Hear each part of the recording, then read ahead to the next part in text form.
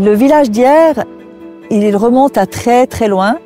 On était une vraie ville romaine et actuellement les dernières découvertes qui ont été faites lors des travaux de cette année ont révélé que c'était même encore plus ancien. Donc le service archéologique de l'État est en train de dater à partir de quelle époque on a une vraie habitation concentrée sur cette zone de Massonger.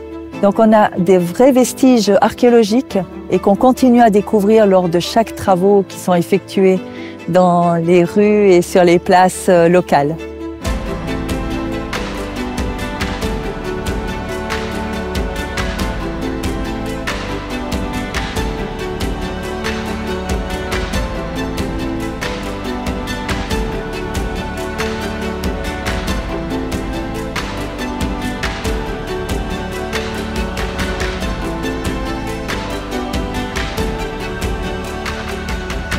Alors ce bâtiment thermal, il a été construit très probablement dans la première décennie du 1er siècle après Jésus-Christ.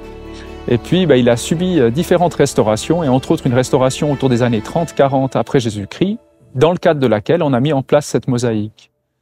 La mosaïque en elle-même, elle est toujours discutée au niveau de son interprétation. C'est une des plus anciennes mosaïques qui se retrouve au nord des Alpes, mais on ne comprend pas exactement qui sont les personnages qui sont dessus. Il y a eu différentes interprétations, de savoir si on est face à un professeur qui est en train d'enseigner une forme de combat qui est le pugilat, ou alors est-ce qu'on est face à un arbitre qui célèbre la victoire d'un combattant, ou alors on a même discuté d'une autre forme de combat qui serait le pancras, qui est là plus proche d'une lutte libre, un petit peu.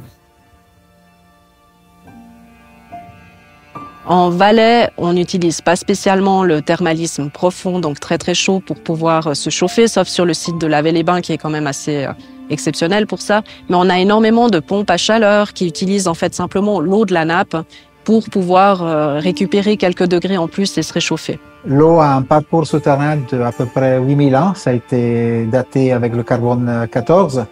Et l'eau s'infiltre, l'eau qui s'infiltre est l'eau de la fonte des neiges et l'eau des pluies qui s'infiltre dans le massif des Aiguilles Rouges, en rive gauche du Rhône. Il y a deux circuits à grande échelle, un qui va jusqu'à Lavey, ici on a un centre thermal, et l'autre circuit va en direction de la France jusqu'à un point bas, jusqu'à Saint-Gervais, où il y a aussi un centre thermal. You know, for Art Valais, the idea was to create something that would connect to the location. I always, I always make a point out of in my work to connect with the location, with the either it be the city or the country, depends. I went into visually into the aesthetic that's recognizable of my work, and translated a lot of these elements that we did as research, translated them into patterns, as from the symbols, the cross in the flag and the three castles. All of these elements are also present within the painting.